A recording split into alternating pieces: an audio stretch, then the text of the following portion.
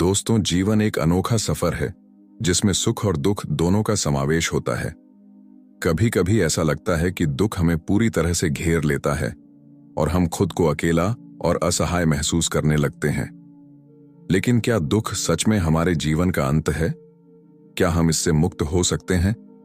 आज हम इसी विषय पर गहराई से चर्चा करेंगे और जानेंगे कि कैसे हम दुख को एक अवसर में बदल सकते हैं और आत्मिक शांति की ओर बढ़ सकते हैं। दुख को अक्सर एक शाप के रूप में देखा जाता है, लेकिन वास्तव में यह हमारे जीवन का सबसे बड़ा शिक्षक है।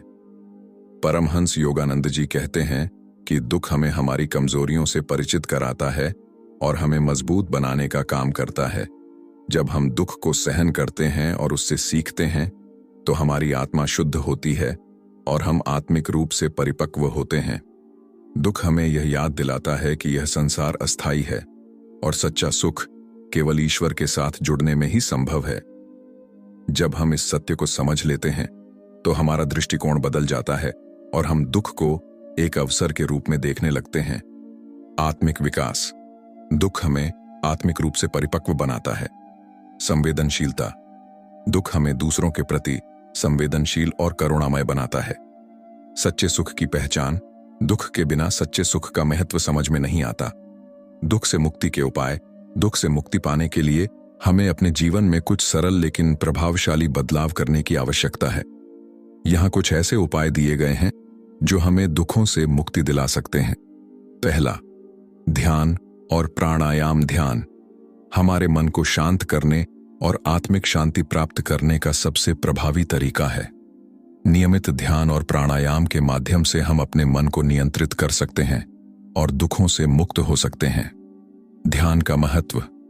ध्यान हमें भीतर के आनंद से जोड़ता है और मन की चंचलता को शांत करता है। प्राणायाम। प्राणायाम से ऊर्जा का प्रवाह संतुलित होता है, जिससे मन स्थिर और एकाग्र होता है।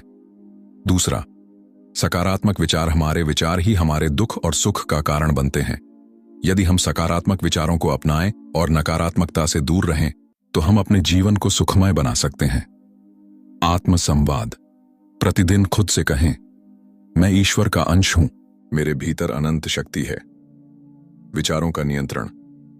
नकारात्मक विचारों को सकारात्मक विचारों में बदलें।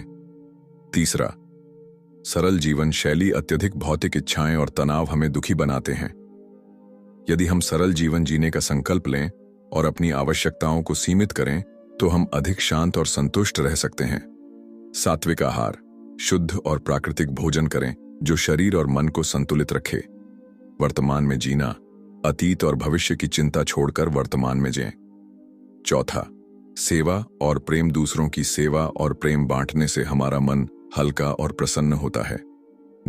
स्वार्थ सेवा और करुणा हमें नकारात्मकता से मुक्त कर देती है और हमें आत्मिक शांति का अनुभव कराती है। सेवा का महत्व। सेवा हमें अहंकार से मुक्त करती है और हमारे हृदय को विशाल बनाती है। प्रेम बांटना। प्रेम और करुणा के माध्यम से हम दूसरों के दुख को कम कर सकते हैं और अपने दुख को भी भूल सकते हैं।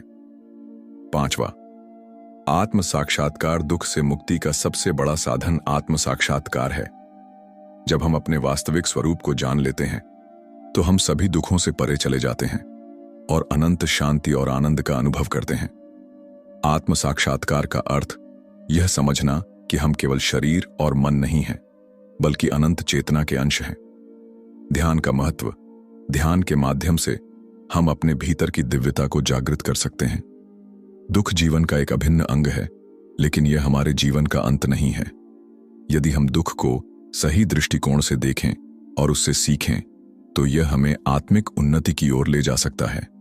ध्यान, सकारात्मक विचार, सरल जीवन शैली, सेवा और आत्म साक्षात्कार के माध्यम से हम दुखों से मुक्त हो सकते हैं और सच्चे आनंद और शांति का अनुभव कर सकते हैं। तो मित्रों, आज की इस वीडियो में हमने जाना कि दुख को कैसे एक अवसर में बदला जा सकता है और आत्मिक शांति की ओर कैसे बढ़ा जा सकता है। यदि आपको यह जानकारी पसंद आई हो, तो इसे अपने दोस्तों और परिवार के साथ शेयर करें और हमारे चैनल बूस्ट सूत्रा को सब्सक्राइब करना न भूलें। धन्यवाद।